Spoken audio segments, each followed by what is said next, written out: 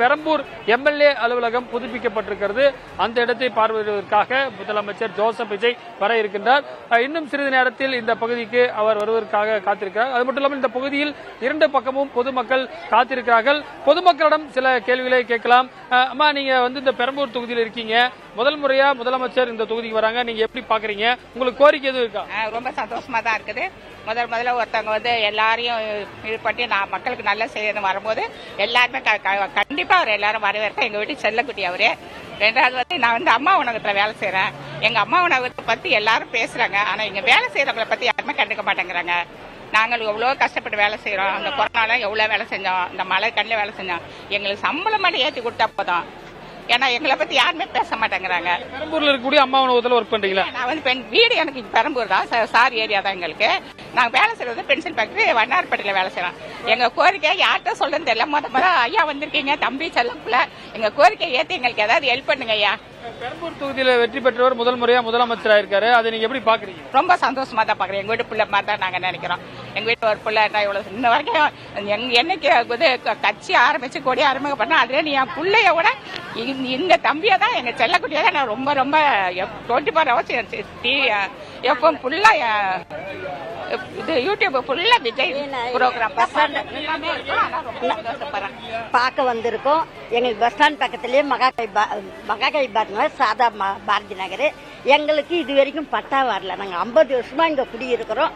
எங்களுக்கு எதுவும் பட்டா வரல. அதை இவர் எங்களுக்கு ஏற்று வாங்கி கொடுக்கணும். அதுதான் இங்கதான் சர்மா நகர் தான், எஸ்ஏ காலனி.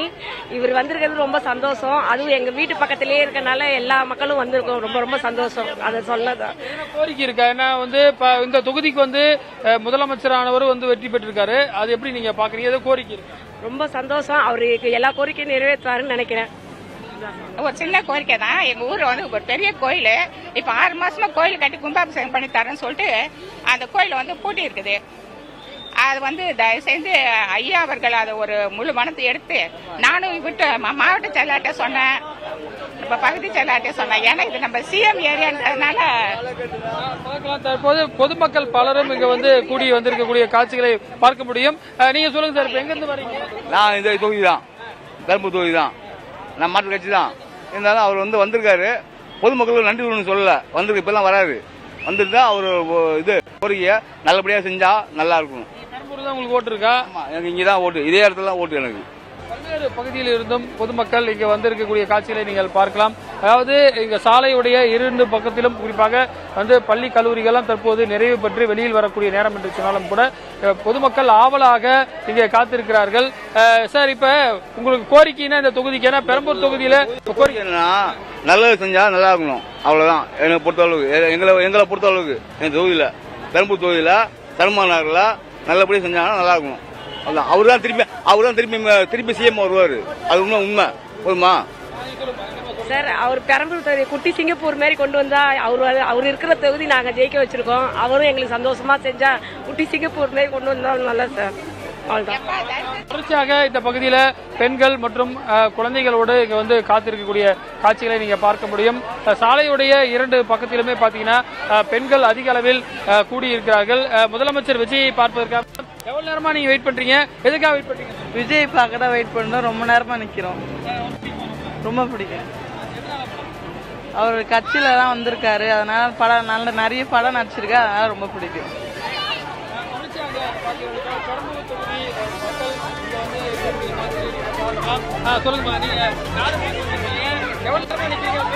விஜய் பார்க்க தான் வந்துருக்கோம்.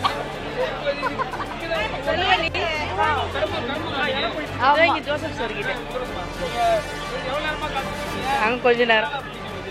எனக்கு அப்பத்துல சின்ன வயசுல இருந்தே பிடிக்கும். என் ரசிகர் தான் அவரு. நீங்க பெரம்பூர்ல தான் உங்களுக்கு ஓட்டா? இந்த தொகுதிக்கு எதிராக கோரிக்கை இருக்கா உங்களுக்கு? முதலமைச்சர் செஞ்சு நிறைய கோரிக்கை தான் இருக்குது. என்னன்னு சொல்றது, எல்லாமே தான் இருக்குது. எல்லாமே இருக்குது. நிறைய இது ரோடு போடணும். அதே போல இங்க டிராபிக் போலீஸிங் அங்கங்க விட்டா கொஞ்சம் நல்லா இருக்கும். ஏன்னா பசங்க ஸ்கூல் விடுறாங்களா சிக்னல் கிட்ட. அதனால நாங்க தனியா இருந்தா நல்லா இருக்கும். பசங்களுக்கு சௌரியமா இருக்கும். ஏன்னா பக்கத்துலயே பசங்க இருக்காங்க. ஸ்கூல் கூட கொஞ்சம் எங்களுக்கு இங்க 10th இருக்குது. +1 +2 வந்துச்சுன்னா மேற்படிப்புக்கு கொஞ்சம் யூஸ்ஃபுல்லா இருக்கும். அவர் பண்ணி கொடுத்தாருன்னா. நாங்கள் வந்து 1 மணிலேருந்து வெயிட் பண்ணிட்டு இருக்கோம் சேரை பார்க்கணும்னு சொல்லிட்டு. எங்களுக்கு அதில் சார் இந்த சரௌண்டிங்க்கு வர்றது எங்களுக்கு ரொம்பவே சந்தோஷமா இருக்கு. அவர் வந்து சிஎம் ஆனதும் எங்களுக்கு இதை விட டபுள் சந்தோஷம். என் பிள்ளைங்களுக்கும் சரி எங்களுக்கு சரி எல்லாத்துக்குமே இந்த ஊர் மக்கள் எல்லாருக்குமே வந்து அவர் நல்லதா செய்வார் நாங்கள் எதிர்பார்க்குறோம். நல்லதா செய்யணும்னு நாங்கள் எதிர்பார்க்குறோம். இனிமே அவர் செய்வார் கண்டிப்பா. அவர் என்னென்ன சொல்லியிருக்காரு கண்டிப்பா அது எல்லாமே நிறைவேற்றுவாரு. இப்போ அவர் இந்த சரௌண்டிங்ல வர்றது எங்க எல்லாருக்குமே எங்க பிள்ளைங்கள்ல இருந்து மக்கள்ல இருந்து எல்லாருமே இது ஆசைப்படுறது இது ஒண்ணு தான்.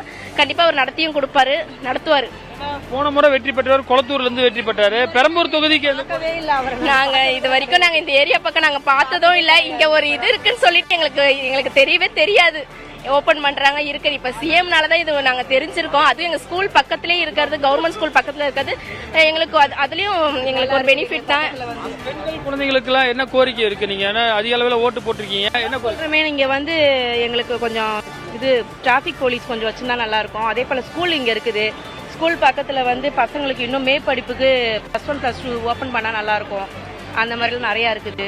பிள்ளைங்களுக்கு இப்போ கூட பஸ் விட்டுருக்காங்க. இன்னும் இங்க இந்த சைட்ல கொஞ்சம் பிள்ளைங்க தனியா போற மாதிரி எங்களுக்கு இதுவா இருக்குது. லேட்டாலாம் விடுறாங்கல்ல, அப்ப அதனால வந்து பசங்களுக்கு கொஞ்சம் பஸ் எல்லாம் விட்டணும் நல்லா இருக்கும். இல்லை, நான் இப்பதான் வந்தது. விஜய் கட்டாயமா சிஎம் பார்க்க சான்ஸ் இல்லைன்னு எங்களுக்கு தெரியும். வந்து பார்க்கலான்னு நிக்கிறோம். ஆனா முன்ன ஆட்சி மாரி இப்ப இல்லாம இருந்தா ரொம்ப நல்லா இருக்கும். கான்ட்ராக்ட்னு ஒண்ணு இல்லாம கவர்மெண்ட்டுக்கு ஒரு ஆளுக்கு ஒரு வீட்டுக்குன்னு ஒரு வேலை வாய்ப்பு கொடுத்தா ரொம்ப நல்லா இருக்கும். நான் 6 வருஷமா போராடிட்டு 6 வருஷமா மனு கொடுத்தேன் சிஎம் கிட்ட. அந்த ஆட்சியில எதுவுமே நடக்காதனால நான் இப்ப தைரியமா சொல்றேன். எங்க அப்பா ஒரு அயனி சுதந்திர போராட்ட தியாகி. அந்த வரிசையில எங்க குடும்பத்துல நாங்க வேலை வாங்கல, நாங்க வேலையே வாங்கல. எங்க வீட்டுல எனக்கு வேலை வேணும்னு சொல்லி 6 வருஷமா போராடின அந்த ஆட்சியில எங்களுக்கு கொடுக்கவே கிடையாது. அதனால இந்த ஆட்சியாவது நீங்க வந்து எங்களுக்கு எல்லாருக்குமே நல்லா படிச்ச பசங்களுக்கு எல்லாருக்குமே கான்ட்ராக்ட் ஒண்ணு இல்லாம எல்லாருக்கும் ஒரு வேலை கொடுக்கணும். ஏன்னா நான் ஸ்டீல் டிபார்ட்மெண்ட்ல வேலை செஞ்சுட்டு நான் பாதியிலே நின்றுட்டேன். எனக்கு அந்த வேலை வேணும்னு எனக்கு ஒரு கோரிக்கை இருக்கு. பொதுமக்கள் எல்லாருமே கேட்கறது உங்களுக்கு மனு எல்லாருமே சிஎம் நான் ஆசைப்பட்ட ஒரே காரணம் நீங்க வந்து நல்லது செய்வீங்கன்னு. ஏன்னா நீங்க புதுசா பணம் சம்பாதிக்க போறது கிடையாது. கான்ட்ராக்ட் ஒண்ணு இல்லாம எல்லாருக்கும் ஒரு வேலை வாய்ப்பு கொடுக்கணும். நீங்க தயவு செஞ்சு இதை கேட்டுக்கொண்டுக்கிறேன். இல்ல கோரிக்கைன்னா எனக்கு 2 பொம்பளை பசங்க படிச்சிருக்காங்க. அவங்களுக்கு தகுந்த மாதிரி ஒரு நல்ல வேலை கிடைச்சா ஒரு பாதுகாப்போட.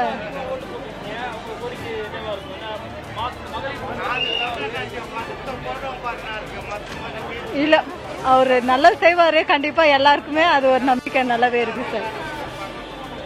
நீங்க எங்க இருந்து வரீங்க? உங்க கோரிக்கை என்ன இருக்கு? முதலமைச்சர் பார்க்க வந்திருக்கீங்க, பெரம்பூர் தொகுதி தானே. பெரம்பூர் மக்களுடைய கோரிக்கை என்ன இருக்கு? நீண்ட கால கோரிக்கை அப்படின்னு பாத்தீங்கன்னா இங்க வந்து ரோடு வந்து இந்த ஜங்ஷன் வேஸ்டர்பாடி மார்க்கெட்ல இருந்து டுவர்ட்ஸ் பேசன் பிரிட்ஜ் போறதுக்கு ரொம்ப ஒர்க் போறவங்களாம் ரொம்ப டிராபிக் ப்ராப்ளம் ஃபேஸ் பண்ணிட்டு இருக்கோம். அந்த ரோடு ஒரு மாற்று வழி எதனா ஏற்படுத்தினா நல்லா இருக்கும். அதுக்கப்புறம் பாத்தீங்கன்னா நம்ம கணேசபுரம் பிரிட்ஜ் அது சீக்கிரமா ரெடி பண்ணாங்கன்னா அதுவும் ஒரு வழியில நல்ல ஒரு விஷயமா இருக்கும்னு நினைக்கிறேன். அப்புறம் வந்து இங்க டிராபிக் சிக்னல்ஸ் வந்து பாத்தீங்கன்னா இங்க மெயின்டெனன்ஸ் வந்து கொஞ்சம் கம்மியா இருக்கு.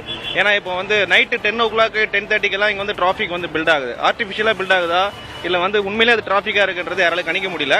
அந்த விஷயத்த வந்து முதல்வர் வந்து கொஞ்சம் துரிதப்படுத்தி ஸோ டிராபிக் வந்து கொஞ்சம் கிளியர் ஆகாம ஸோ நடவடிக்கை எடுத்தாரு அப்படின்னா கொஞ்சம் நல்லா இருக்கும். ஸோ கண்டிப்பா நம்புறோம் நடவடிக்கை எடுப்பாரு. நிறைய நல்ல விஷயங்கள் பண்ணிட்டு இருக்காரு. இப்பதான் கொஞ்சம் கொஞ்சமா லஞ்சம் ஊழல் எல்லாம் கம்மியாயிட்டு வந்துட்டு இருக்கு. ஸோ இப்போ ரீசெண்டா கூட சர்டிஃபிகேட் வாங்க போனா யூஸ்வலா வந்து 500 ரூபா கேட்பாங்க சர்டிஃபிகேட் வாங்குறதுக்கு. போனோம் கிட்டத்தட்ட 1 hourல வந்து சீக்கிரமா கொடுத்துட்டாங்க. ரொம்ப சந்தோஷமா இருக்கு. இது ஒரு நல்ல ஆட்சியா இருக்கு. ஒரு பொற்கால ஆட்சியா ஒரு காமராஜர் ஆட்சி மாதிரி இருக்கு. பெரம்பூர் தொகுதியில் வெற்றி பெற்று முதலமைச்சராக இருக்காரு. இந்த தொகுதிக்கு மக்களாக நீங்க என்ன ஃபீல் பண்றீங்க? குறிப்பா இந்த பகுதிக்கு என்ன வந்து கொளத்தூர் தொகுதியிலே போன முறை முதலமைச்சராக இருந்தாரு. இதுக்குன்னு ஏதோ ஸ்பெசிபிக்கான கோரிக்கைகள் இருக்காரு? கோரிக்கைன்றது நிறைய இருக்கு. எல்லாருமே வந்து பாத்தீங்கன்னா எல்லாருக்குமே தேவைப்படும். ஸோ பர்டிகுலரா சொல்ல முடியாது. பொதுவான மக்களுக்கு பொதுமக்களுக்கு அன்றாட வாழ்க்கையில பிரச்சனைகள் ஏற்படாம இருக்க என்ன கோரிக்கைகளோ அந்த கோரிக்கைகளை சரி பண்ணாலே போதும். தனிப்பட்ட நபருக்கு கோரிக்கை சரி பண்ணும் அப்படின்ற ஒரு எந்த அவசியமும் கிடையாது. பட் இருந்தாலும் இந்த விஷயத்தை கொஞ்சம் ஃபாலோ பண்ணும். இப்போ என்ன சொல்றதுன்னா 10 மணிக்கு மேல விற்கக்கூடாது, இதெல்லாம் பண்ணக்கூடாதுன்னு இருக்காங்க. அதுவும் ஒரு சில இடங்கள்ல நடந்துட்டு இருக்கு. அதை வந்து கொஞ்சம் அதையும் கொஞ்சம் தீவிரமா கண்காணிச்சு நடவடிக்கை எடுத்தாருன்னா நல்லா இருக்கும். என்னன்னா மெயினா என்னன்னா இந்த டிராபிக் தேவையில்லாம ஆர்டிபிஷியலா டிராபிக் வந்து நிறைய ஆகுது. அப்புறம் இந்த ரோட்ல பாத்தீங்கன்னா கல்யாண மண்டபம் வந்து ஒரு 8 மண்டபம் இருக்கு. இது எப்படிதான் லைசன்ஸ் கொடுத்தாங்கன்னு தெரியல. நீங்க வந்து இது வந்து அம்பேத்கர் EH ரோடுன்னு சொல்லுவாங்க, சர்மா நகர் EH ரோடு, சரிங்களா? ஒரு பார்க்கிங் வசதி கிடையாது.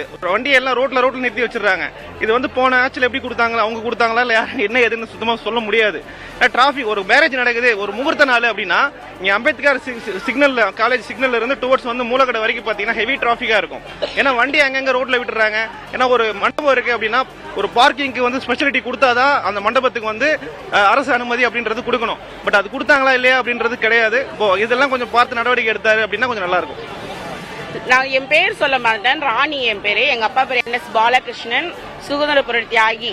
அவரு அப்துல் கலாம் வரைக்கும் எங்க அப்பாவோட அவார்டு வாங்கியிருக்காரு. அவ்வளோருடைய செல்வாக்கு வச்சுதான் நான் ட்ரை பண்ண, எனக்கு எதுவுமே கிடைக்கல.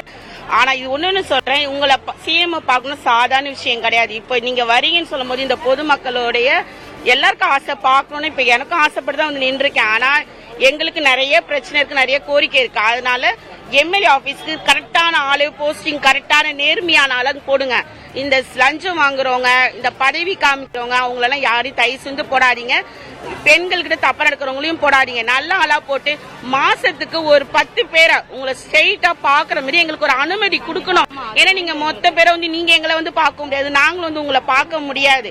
அதனால நாங்க எங்களுக்கு வந்து ஒரு 10 பேர் எங்களுக்கு கோரிக்கை நாங்க சொல்ற போது எங்களுக்கு பெரம்பூர் தொகுதிக்கு நீங்க MLA வந்ததுக்கு எங்களுக்கு இந்த நன்றி தான் நீங்க மெயின் செய்யணுமே. ஏன்னா உங்களை நான் பாக்குறது உங்க MLA ஆபீஸ்க்கு எப்படி ஒரு 20 வாட்டினாலும் போயிருக்கேன். ஆனா MLA ஆபீஸ்ல யாருமே இல்ல, பார்க்க முடியல. ஆனா போன வாட்டி இருந்த MLA வந்து காலையில இருந்து சாயந்தரம் வரைக்கும் அந்த ஆபீஸ்ல உட்கார்ந்து இருப்பாரு. ஆனா இப்ப நாங்க உங்களை பாக்கணும்னு சொன்னா நான் CM ஆபீஸ்க்கு வந்து லைன்ல நிக்க முடியாது. அதனால செக்யூரிட்டிக்கே எங்கனால உள்ள விட மாட்டாங்க. உங்களை நான் பார்க்கணும்னு நினைக்கிறேன். அப்போ ஒரு 10 பேராவோ எங்களோட கோரிக்கை நீங்க கேட்டீங்கன்னு சொன்னா எங்களுக்கு ஒரு நல்லது நடக்கும். இந்த பெரம்பூர் தொகுதியில என்ன நடக்குதுன்னு உங்களுக்கும் தெரியும். அது ரெண்டாவது இன்னொரு விஷயம், ஆபீஸ்ல கவர்மெண்ட் ஆபீஸ்ல நீங்க எல்லாருமே விசாரிக்கிறீங்க. ஆனா விசாரிக்கிறது யாருன்னா ஒருத்தவங்கள ஹவுஸ் கீப்பிங்லயோ OA காரங்களையோ இல்ல செக்யூரிட்டி யாருன்னா விசாரிச்சிருக்கீங்களா? கிடையாது. பெரிய பெரிய ஸ்டாப் கலெக்டர் கிட்ட தான் நீங்க மீட்டிங் வைக்கிறீங்க, இன்டர்வியூ வைக்கிறீங்க. நீங்க பேச வேண்டியது ஒரே ஒரு ஆள் வந்து OAO ஸ்டாப்க்கு இவங்க ஹவுஸ் கீப்பிங் கிட்ட விசாரிச்சா அங்க என்ன நடக்குது என்னன்னு எல்லாமே தெரியும். நீங்க தயவு செஞ்சு மாசத்துக்கு ஒரு ஆபீஸ்க்கு போய் ஹவுஸ் கீப்பிங் காரங்க கிட்ட கீழே இருக்கவங்கிட்ட எல்லாத்தையுமே விசாரிச்சீங்கன்னா அந்த இடத்துல ஏன் என்ன நடக்குது, எதுக்காக லேடிஸுங்களுக்கு என்ன பாதுகாப்பு இல்லைன்னு உங்களுக்கே தெரியும் சார். நீங்க வந்து தயவு செஞ்சு எங்களை கூட்டு ஒரு வாட்டி நீங்க என்னை பார்க்கணும்னு நான் ஆசைப்படுறேன். எனக்காக நீங்க செய்வீங்க நான் எதிர்பார்க்கிறேன்.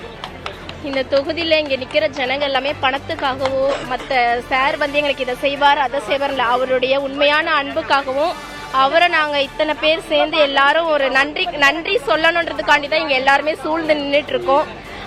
அவர் இப்போ வந்த ஆட்சிக்கு வந்ததுக்கு அப்புறமா நிறைய மாற்றங்கள் நடந்திருக்குது. உண்மையாலே சொல்ல போனா இதுக்கு முன்னாடி நிறைய பேர் வந்து சொல்லியிருக்காங்க, நிறைய மாற்றங்கள்லாம் நடந்திருக்கு. அதை நாங்களே பார்த்திருக்கோம். இந்த லஞ்சம் இதெல்லாம் நாங்களே வந்து நிறைய இடத்துக்கு போயிட்டு எதனா இப்படி சேவை மையத்துக்கு அதுக்கப்புறம் ஃபர்ஸ்ட்லாம் வந்து 50 ரூபா கேட்பாங்க, 20 ரூபா கேட்பாங்க, ஒரு ஃபார்முக்கு 20 ரூபா கேட்பாங்க.